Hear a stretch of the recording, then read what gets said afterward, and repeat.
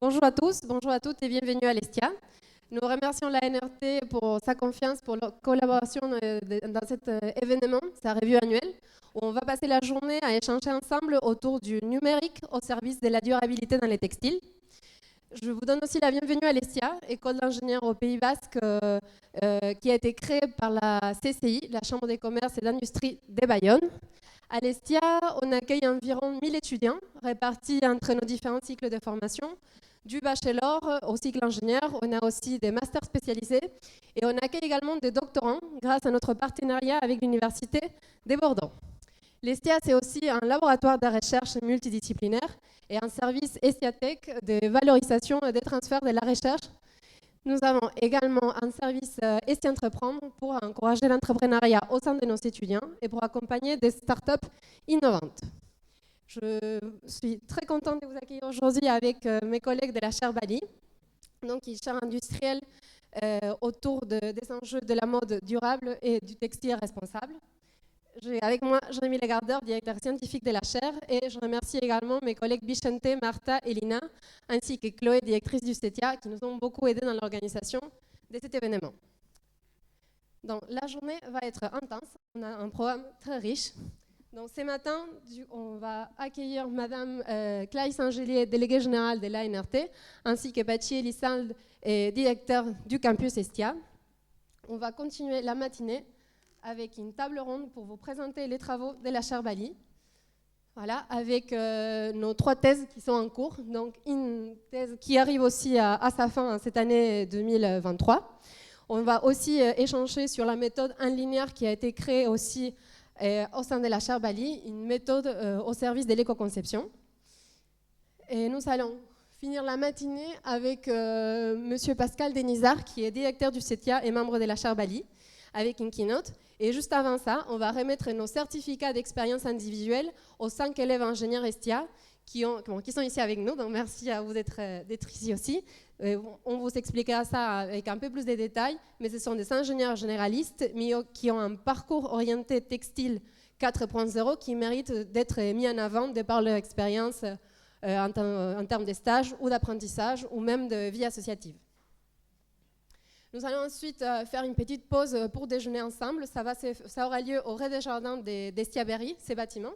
Nous allons sortir par les portes qui sont derrière moi. Donc le déjeuner, c'est juste là. Et ensuite, nous allons passer au keynote de l'après-midi, animé par Monsieur Bittard de l'ANRT. Donc on aura Madame Myriam Pire, chef de groupe R&D chez AdForce. Madame Aurélie Mossé, qui se connectera à distance depuis le Danemark, qui est enseignante-chercheur à l'ENSAD.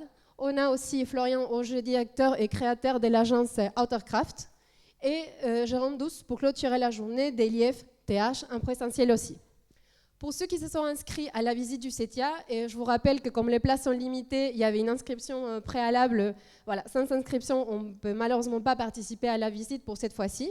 Pour ceux qui se sont inscrits et validé leur inscription auprès de Chloé, on vous attendra à 16h devant les bâtiments pour prendre les bus, des préférences. Il y en a qui sont venus en voiture, mais si vous pouvez privilégier les bus, c'est encore mieux. Donc 16h, départ pour les CETIA, qui est dans la ville d'Andai, à environ 30 minutes d'ici, pour démarrer la visite à 16h30 jusqu'à 17h30. Et ça vous permettra de répartir pour ceux qui ont les trains ou l'avion ce soir. Donc, vraiment pour rappel, la visite du CETIA sur inscription, et si malheureusement il n'y a plus de place pour aujourd'hui, on organisera une autre visite, par exemple à l'occasion de Biarritz Good Fashion. Je profite pour vous annoncer la date, 18 octobre 2023. Voilà.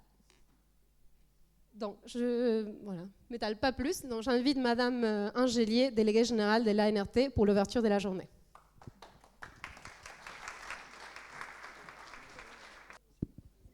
Bonjour à tous. Merci, monsieur le directeur. Merci beaucoup de l'honneur que vous nous faites de partager ce moment ensemble. Je souhaite remercier très vivement Jérémy, Chloé et puis Pierre, directeur de ce type d'organisation et économiste à l'ANRT, pour le travail qui a été fait.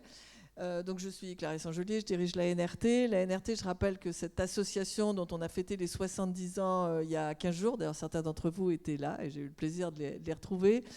C'est une association dont le but est de rapprocher les secteurs industriels, les secteurs socio-économiques, comme on les appelle, des universités et des organismes de recherche, de façon à booster ces relations de recherche et de développement pour permettre aux industries et aux autres secteurs moins industriels, les secteurs plus tertiaires et quaternaires, de se transformer et d'appréhender les grands enjeux qui nous font face. Et c'est impensif maintenant, mais c'est vrai que cette transition écologique, elle nous apparaît brutale et immédiate, et il faut faire quelque chose si on veut s'en sortir, puisqu'il s'agit de l'avenir du monde et surtout de l'avenir de l'homme.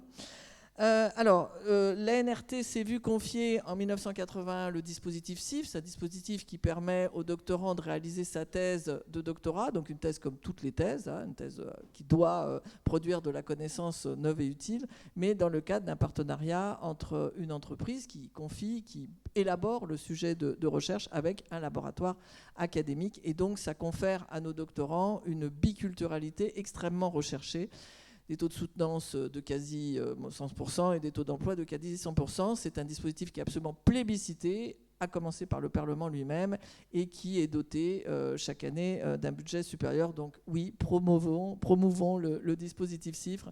C'est un vrai booster pour une carrière, j'ai envie de dire mixte, qui pourra donner lieu à des parcours académiques ou des parcours dans les secteurs socio-économiques. On a des présidents d'universités qui sont d'anciens CIFRE, on a des ambassadeurs qui sont anciens CIFRE, et on a des patrons qui sont d'anciens CIFRE. Donc ça laisse la place à une grande variété de carrière.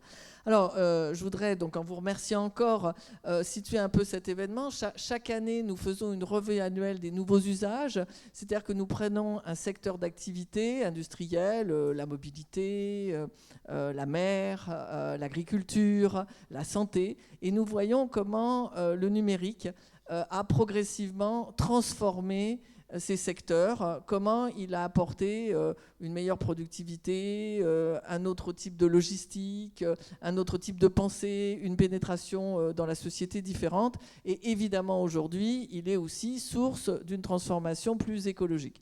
Alors c'est vrai que le secteur textile, l'industrie textile, a de malheureux records, hein. C'est une production qui a été multipliée par 3, si je me souviens bien de ce qu'on m'a dit récemment, c'est ça Pierre, entre 2000 et 2015, et qui risque de progresser encore de 63% d'ici 2030. Donc c'est une progression très importante. Alors on pourrait se réjouir, sauf qu'en fait non, parce que les taux d'usage ont été divisés par 3. Les Européens jettent 11 kilos de textiles par an, avec des taux d'emploi extrêmement faibles, qui sont de 7 fois. Donc on a en fait un problème de recyclage, de déchets, de gestion même des textiles et des vêtements. Je parle beaucoup des vêtements là. Donc ça renvoie au positionnement individuel de nous tous. Moi la première, hein, je n'accuse personne, mais on a cette sociologie. Et puis donc peu de recyclage, pas encore bien maîtrisé. Alors dans le recyclage, il y a réusage ou réutilisation des fibres, etc. Mais les spécialistes, ce sont vous. Et il y a aussi des impacts écologiques immédiats sur la consommation de l'eau, sur la détérioration des eaux par notamment le rejet de polluants, les micro et nano-particules qui viennent de manière dommageable transformer la composition chimique des océans, par exemple, et puis encore beaucoup d'industries qui reposent encore beaucoup sur le pétrole ou les fibres très synthétiques, et avec tout ce qu'on sait de désagréments dans l'usage et dans les suites de l'usage. Alors, souvent, quand on a des problèmes, eh bien, c'est la R&D qui va apporter des solutions, la recherche fondamentale, les développements, les démonstrateurs et la transformation du cœur des industries et du cœur des chaînes de valeur. Donc c'est ça à quoi il faut qu'on s'attaque ensemble, et je me réjouis, nous pouvons nous féliciter d'être tous ensemble et d'avoir cette conscience que seuls des efforts de recherche et développement intenses peuvent permettre de transformer durablement et réellement ces industries. Et lors des 70 ans, M. Gallois, grand commis de l'État et grand industriel, a rappelé, il faut absolument qu'on atteigne un 3% du PIB en matière de dépenses de R&D, que ce soit de la part de l'État et comme de la part des industriels. Et puis évidemment, il faut réindustrialiser la France. Et je veux dire que l'industrie textile est beaucoup partie. Nous étions quand même un pays d'industrie textile, ce qui est nettement moins vrai. Donc c'est l'occasion aussi de redonner une force non négligeable et de revenir à un PIB industriel qui soit de l'ordre de 20% et pas de 10% comme aujourd'hui. Et on peut regretter la période de David où il était de 30%. Alors je vais terminer en vous proposant de renvoyer. Pierre a écrit 2 très beaux articles dans la lettre de la NRT à apparaître aujourd'hui, demain ou après-demain, très prochainement. Je vous invite à les lire et il pointe du doigt, et vous pourrez lui en parler, il est là, je ne suis que le porte-parole, moi, il pointe du doigt le passeport numérique pour les produits, cette logique européenne, cette volonté de l'Europe de davantage suivre les productions, les consommations, les devenirs des textiles. Donc on voit qu'il y a quand même, et sûrement grâce à notre commissaire européen préféré qui a présidé la NRT, je veux parler de Thierry Breton, il y a vraiment une volonté d'agir sur cette industrie. Et donc, vous avez en fait un boulevard devant vous pour participer à ces transformations. Je suis donc gourmande d'écouter nos doctorants, nos chercheurs et nos industriels. Merci beaucoup. Merci, Madame Angelier. Bon, bienvenue à tous. Je suis ravi de voir autant de monde dans cet amphi. Et bon, bravo à Valentina, à toute l'équipe du CETIA et de la chaire Bali pour avoir organisé encore une fois un bel événement. Donc vous nous faites beaucoup d'honneur, Madame Angelier, pour venir soutenir cette manifestation et l'ensemble des sujets que nous portons avec les acteurs de la chaire Bali. Pour compléter ce qu'a dit Valentina, je me permets de dire quelques mots de l'Estia. Estia, c'est une école qui n'est pas forcément spécialisée vers le secteur de l'industrie textile. Hein. Nous formons des ingénieurs dits généralistes qui sont appelés à exercer plusieurs types de métiers dans l'ensemble des secteurs d'activité. Et traditionnellement ici, plutôt portés vers l'industrie manufacturière aéronautique, par exemple, qui est un secteur important, comme vous le savez. Mais néanmoins, dans les autres secteurs, dont le textile, a toujours fait partie des débouchés de l'école, et grâce à l'implication des entreprises, notamment dans la chaire, c'est quelque chose qui s'est développé, qui va continuer à se développer. Alors, on forme des ingénieurs à plusieurs disciplines scientifiques, tout ce qui est nécessaire finalement à former un ingénieur complet, mais je crois qu'il y a 3 caractéristiques fortes qu'on essaye d'intégrer et de faire passer à nos étudiants, et qui, je crois, comptent beaucoup dans les périodes que nous connaissons de transformation subie et nécessaire. Donc je crois qu'il y a, et d'ailleurs Jérémy est un bon exemple là-dessus, parce qu'il contribue beaucoup à ça. Un premier élément qui nous semble important, c'est faire en sorte que tous nos étudiants aient un innovative mindset, quelque part, un état d'esprit porté sur l'innovation, former des innovateurs, des acteurs en tout cas du changement, et qui savent aller chercher des solutions au-delà de l'évidence. Voilà, quelque part. Donc ça, c'est, je crois, quelque chose d'important dans la construction du cursus Estia. Le deuxième élément, je crois, qui est un peu lié aussi, mais c'est d'avoir une vision globale des problématiques de l'industrie ou des problématiques techniques. Donc la formation à l'ingénierie système, de façon à pouvoir appréhender les choses dans leur globalité. Donc ça aussi, c'est une caractéristique importante du profil de l'ingénieur Estia. Et quelque chose aussi qui me semble essentiel, c'est la capacité à la collaboration, former donc les jeunes aux méthodes et aux outils qui permettent de collaborer avec l'ensemble des parties prenantes de la supply chain. Voilà, je crois que c'est pas forcément quelque chose qui s'apprend à travers des cours un peu théoriques, que ce soit des cours fondamentaux de mécanique, d'électronique ou d'informatique, ni même dans des cours un peu théoriques liés aux soft skills, mais ça s'apprend aussi en faisant, par les projets, par la pratique, et par la réalisation de stages, contrats d'apprentissage, de projets, de 24 heures d'innovation, etc. Et aussi de thèses, et notamment de thèses par le biais de thèses CIFRE, hein, puisque notre volonté à l'Estia, c'est d'avoir que l'ensemble de nos activités soient en interaction systématique avec les milieux professionnels, les milieux socio-professionnels, que ce soit pour les enseignements et que ce soit pour la recherche.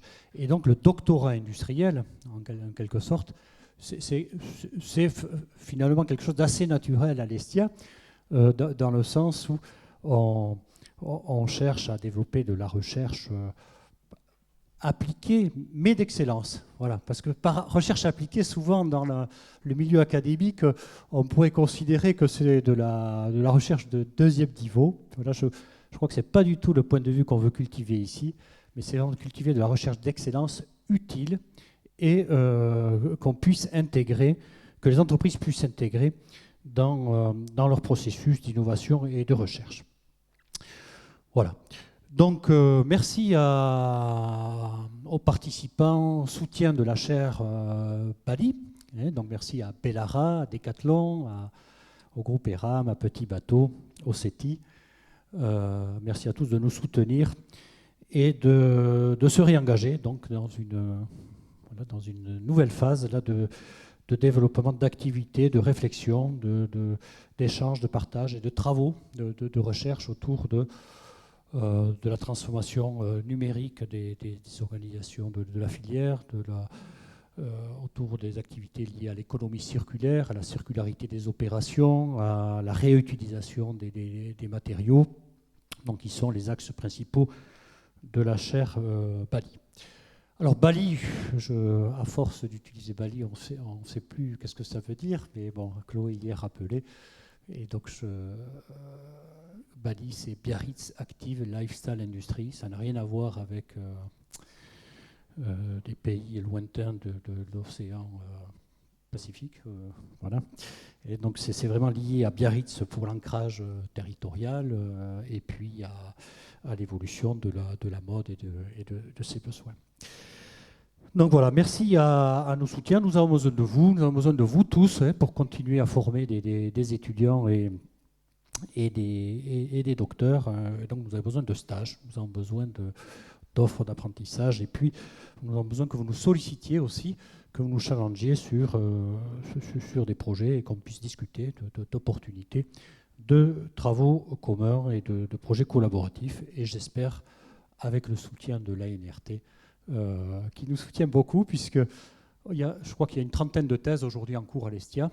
C'est à peu près ça progresse d'ailleurs, c'est pas que stabilisé, ça progresse avec l'ensemble des activités de l'Estia. Et je crois que la part des thèses directement liées à un soutien de l'ANRT à travers le dispositif CIFRE, qui est très très intéressant, hein, très intéressant pour les entreprises, hein, et pour tout le monde, oui, pour la science en général. C'est un tiers, la part des CIFRE. Et je veux dire que l'autre grosse partie, elle est liée aussi à des doctorats industriels, à des projets collaboratifs européens, ANR ou régionaux, mais toujours en lien avec un donneur d'ordre, je dirais, enfin, en tout cas avec un leader industriel qui nous inspire. Voilà, donc quelques mots. Je vous souhaite une très bonne journée, de discuter, d'échanger, et puis de découvrir aussi le CETIA, donc, qui est le fruit des travaux de la chaire Bali. Le CETIA, qui est donc une nouvelle plateforme technologique, un nouveau centre technique, cofondé entre le CETI et l'Estia, basé à Hendaye, et qui dispose de moyens enfin vous en rendrez compte, des moyens très, très, très intéressants, des moyens opérationnels pour pouvoir mener des expérimentations, des essais, des travaux de mise au point de procédés pour recycler pour trier, recycler des matières, et avec des moyens à l'échelle 1. Hein. C'est pas seulement des moyens de laboratoire, hein, mais sur des coins de paillasse, mais c'est vraiment des sujets pour co-construire des solutions pour demain, pour toute l'industrie que vous représentez ici. Voilà, bonne journée à tous.